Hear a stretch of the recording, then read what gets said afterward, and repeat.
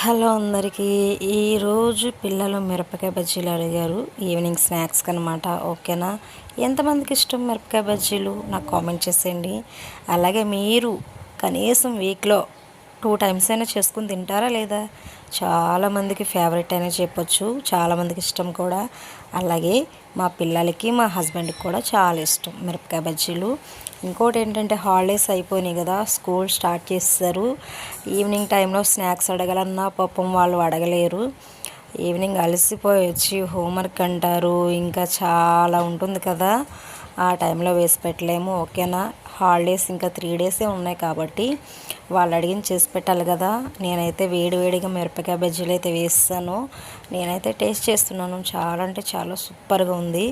ఎంతమందికి ఇష్టం మిరపకాయ బజ్జీలు కామెంట్ చేసేయండి. అలాగే ఫస్ట్ టైం మన ఛానల్ ఎవరైతే చూస్తున్నారో సబ్స్క్రైబ్ చేయడం మర్చిపోవద్దు. అలాగే ప్లీజ్ నచ్చితే ఒక లైక్ చేయండి. బాయ్.